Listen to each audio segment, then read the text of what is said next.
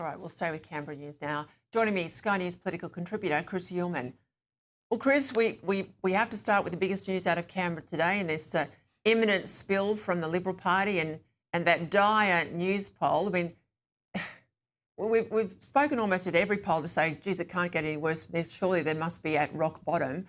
I mean, that's a massive drop there. 3 points on the Coalition's primary, 15 for the Liberal Party, 27 for One Nation, highest ever for a minor party. But I make the point, they're not the minor party anymore. Give me your take on where things will likely go this week.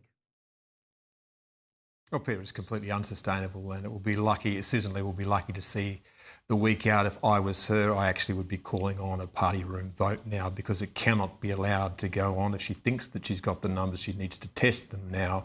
They need to lance this boil. But what I would say is I do not see how Angus Taylor on his own makes any change to any of this at all. I think we've seen a rupture in the Conservative side of politics. This is not just a cycle. We used to say that the Liberal Party or the Coalition could not win without a 4 in front of its primary vote. Then it fell to 3. We saw the catastrophic results of that. Now it's got a 1 in front of it.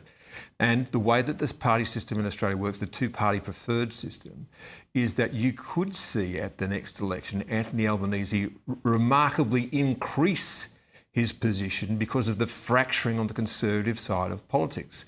If those preferences do not flow between those groups, you add them up, there's about 46%, but you look at electorate by electorate, they could all cancel each other out, and the Labor Party could win in almost every seat.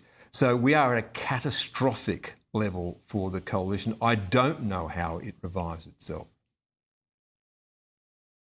The problem for the Leaves, Chris, is they've got this messiah complex. They've had it for a long time in terms of the leader. You know, just change the leader, we'll sort things out. Not dissimilar to the Tories in the UK also, I might add. But, you know, there's not a lot of sizzle with Angus Taylor. There's certainly, I think, more competence than we're seeing with Sussan Ley, better track record than we're seeing with Sussan Ley. But, you know, Howard in his first iteration was never popular. Tony Abbott was infamously unpopular. Both of them won considerable landslides with a 45-plus primary vote. What was different for them, as opposed to where the Libs are now, is they had policies on the table. The policies are what people vote for. And I would have thought after the Dutton mistake last time round in May, of really not having much to take to the election, not learning from that. We're 9 months in with Sussan Ley and we've got diddly squat. There is no meat on the bone, and it's not like they're running portfolios. I mean, the only thing you do in opposition, and I've spent plenty of time there, is, you know, head down, bum up, and work on policies that get you back in the game. And they're not doing that. Yeah, look, you don't have to be popular. You do need to be competent, and competence starts with running your own show. As Bob Hawke famously said, if you can't run your own show, then you can't run the country, and that's the way the people feel about this coalition at the moment. And it should be said, this slide's been coming for a long time. It was the last 2 elections which delivered us this, and now Sussan Ley hasn't inherited a lot of that, and the position has got worse. But if I was asking Angus Taylor at the moment, what's your offer? What are the first 3 or 4 sentences that you are going to say to the Australian people to try and capture their imagination? Now, even Angus Taylor's biggest supporters would probably admit that communication is not one of his great skills.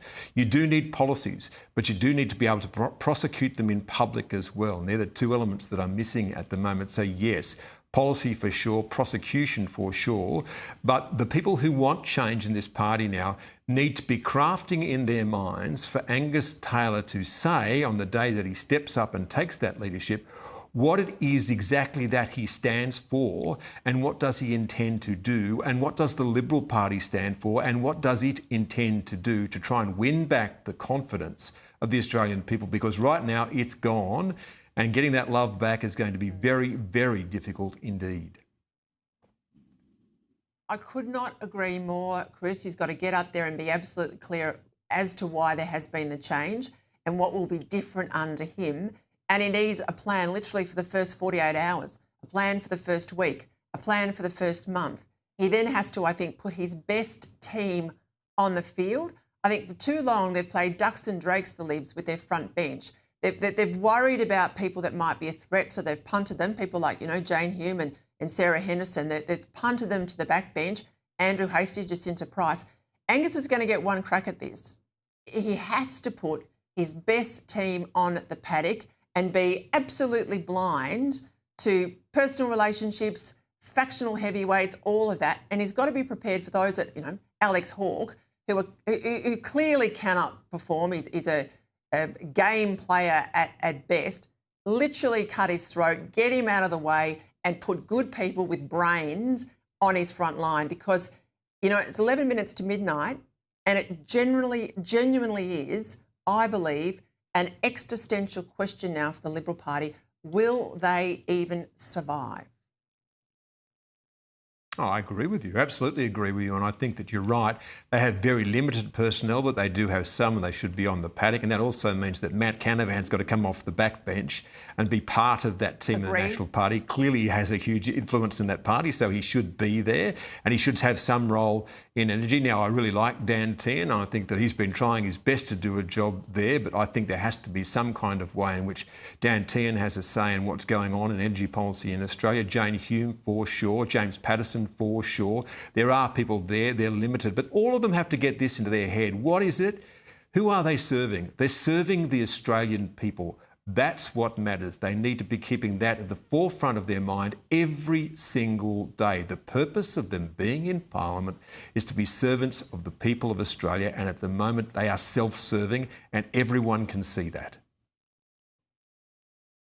Let's go to the visit of the Israeli president today. Bondi protests, some in Sydney, sorry, not in Bondi, he was at Bondi. The protests in and around the Sydney city area. There were some lone protesters at Bondi, but nothing like we're seeing in Sydney. He made some very pointed comments in relation to the protesters. Let's listen. These demonstrations, in most cases, what you hear and see comes to undermine and delegitimize our right, my nation's right, the nation which I am the head of state of its mere existence, and is contradictory to whatever ever was said and done by Australia. I mean, this is effectively, Chris, a condolence visit at the invitation of Australia to another head of state. And when John Howard went to Indonesia, a large Muslim country, after the Bali bombings to mourn our dead, he was treated with enormous respect. And yet here in Australia, all these years later, I'm ashamed of these scenes. Ashamed but not surprised, though, are you, Peter? Like, you expected that you would see this on the streets of Sydney, and I expect that those people who've been told by a court now that they cannot march will attempt to march. And I'm assuming that they'll try to disrupt this visit as much as they possibly can. And I think the thing that to watch now is what happens through the rest of this visit, because there is huge disquiet inside the Labor Party, and some of them will be chafing at the bit in order to have their say about the President's visit, because inside the Labor Party there is deep division on this, and a large part of the backbench of the Labor Party and some of the ministry, obviously, are supporters clearly of the State of Palestine and are anti-Israel, essentially, in their sentiment. And that, I think, will be difficult to contain. So that will be something to watch. Just quickly, the ABC's copped a rebuke from the boss of ASIO. They've got a program tonight on Four Corners with suggestions that there were significant intelligence failings that led to Bondi. Now, the ASIO boss says ABC's use of what they call uncorroborated claims of a disgruntled source. They're not happy with that. These are the sort of allegations that properly should be tested in a Royal Commission. I think this is why we needed a Royal Commission. If it is true that our agencies could and should have done better, then fix it and fast.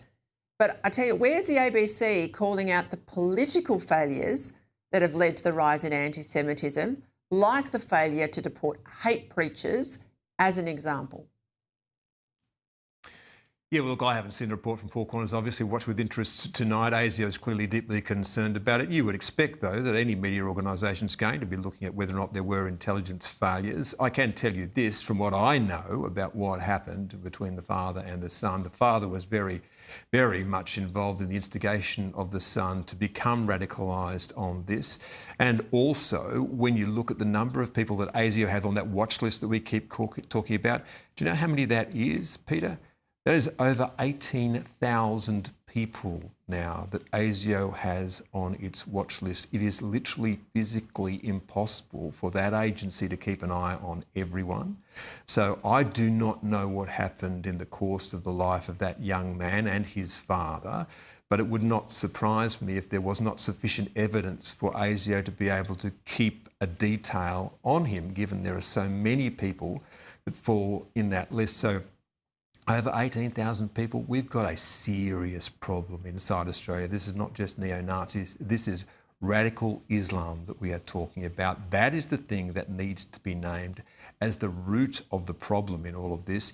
That is the thing that the Royal Commission is going to have to come to terms with. It's going to be a very, very difficult year for this nation as we come to terms with what multiculturalism actually means and what it means to be an Australian citizen. And whether we even want multiculturalism in this country anymore. I'm not saying we don't want migrants of lots of backgrounds, but do we accept the long-held premise of the left that we should be all cultures and basically no unified culture, or whether we can keep on going on as we have been? Chris, thank you.